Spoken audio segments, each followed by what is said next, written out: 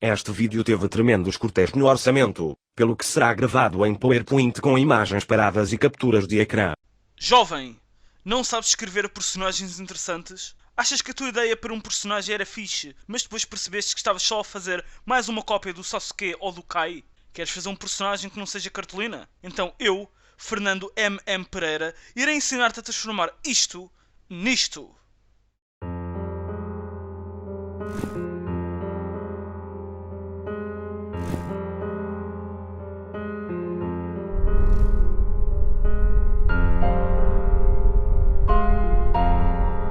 Primeiro, os personagens devem existir sempre antes da história e não ser feitos para a história. O foco central do enredo são os personagens e as suas ações perante o conflito. Se fizerem personagens porque a história precisa deles, vão acabar a criar entidades vazias e sem graça cujo único propósito é avançar a história e resolver o conflito. Os exemplos que trago hoje são o Leone Abbacchio e o Norizuki Higashikata, o quarto, ambos de partes diferentes do JoJo's Bizarre Adventure. Apesar de serem personagens com designs fantásticos e de personalidades mais ou menos palpáveis, a sua existência rege-se pelo facto de possuírem poderes que conseguem safar os personagens principais de um ou outro problema e, tirando estes problemas, o seu papel na história cai a pique. Não quero dar mais spoilers, por isso se estiverem interessados vejam Jojo. Posto isto, agora incorrem no problema em que têm uma situação mas não têm personagens. Nada temam que o tio Nando ajuda. Pensem na característica mais bizarra dos vossos amigos, de vários diferentes se os tiverem, e juntem-nos numa pessoa inventada. Vejamos. Comecemos pelo nome, apesar de não ser a coisa mais necessária, como expliquei há uns vídeos atrás. Nomes com I são incomuns, pelo menos para rapazes. Então é bom. Ivan. Que é? Chamaste? Isidro. Igor. Igor é bom. Vai ser um gajo ruivo, ou então com o cabelo pintado azul. Apesar disso não interessar muito porque muitas das vezes não se descreve cabelo assim. Ele vai ter 6 dedos porque nasceu assim. Acho que essa condição tem um nome. Aliás, o Aníbal Canibal padece dessa mesma condição, acho eu. O Igor também vai ser gay, apesar disso não ser relevante e provavelmente não ser mencionado diretamente fora uma ou outra alusão ao seu namorado, o Mário. Agora temos de fazer com que o personagem seja convincente e que a sua personalidade não seja uma caricatura só porque ele é gay e tem 6 dedos. Não pensem como seria um personagem assim, mas pensem o que é que eu quero fazer com este personagem. Eu, pessoalmente, quero que seja um palhaço, metaforicamente falando. Podemos usar a característica dos X-dedos para ele fazer piadas com aquelas armadilhas chinesas de dedos, porque ele aprendeu a brincar com isso de forma a lidar com o facto de ele ser diferente dos demais colegas quando andava na escola. Como ele trabalhou numa relote de gelados, ele é bom fazer toda uma panóplia de sobremesas que envolvem gelados, smoothies e slushies. Isto pode ser relevante se ele precisar de impressionar alguém, ou fazer o dia de alguém melhor, ou simplesmente adivinhar os 30 sabores de gelados do supermercado quando ele e os amigos vão às compras. Como ele é palhaço, vai dizer muitas piadas e grande parte delas são cringe, mas vai sempre haver um ou outro parreco a rir genuinamente delas. Sendo que ele é um jovem urbano de uma grande cidade, ele vai falar calão e usar expressões em inglês como qualquer outra pessoa da sua faixa etária. Mas não se esqueçam das piadas más que podem também vir em forma de trocadilhos do carilho. A voz do vosso personagem é a ferramenta mais importante. Então vamos lembrar-nos que ele trata os familiares por você em vez de tu, não porque é Beto, mas por respeito. Agora que temos mais ou menos o esboço do personagem, precisamos definir os seus objetivos e papéis na história. Este Igor quer ser imigrante em Bangkok, então precisa de aprender tailandês e sobretudo ter dinheiro para a viagem.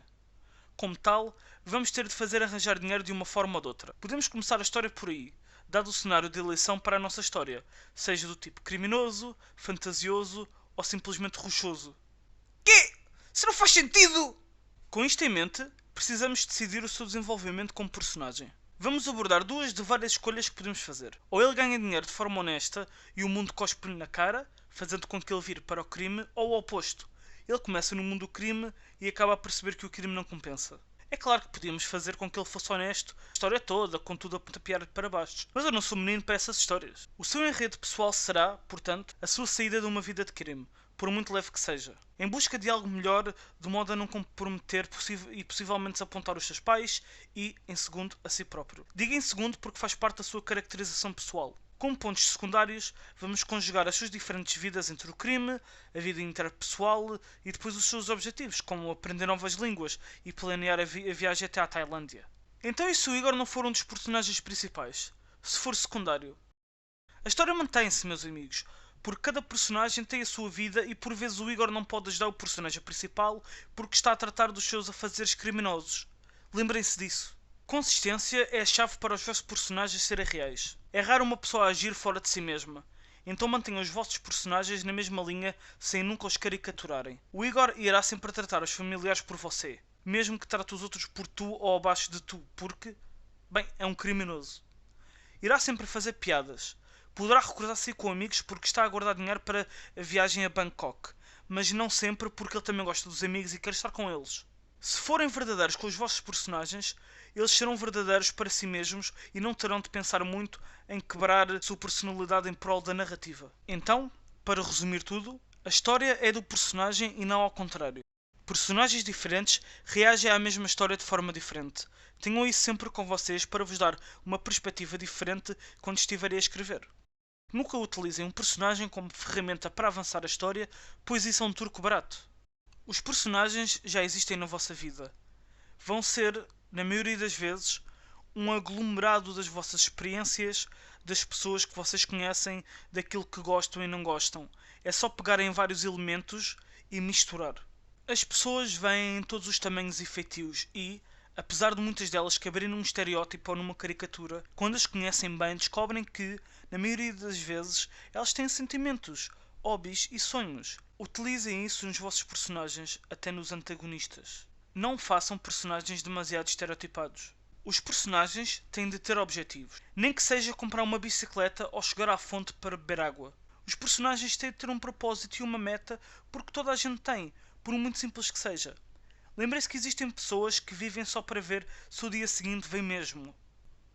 Além da personalidade e da voz, os personagens têm vida.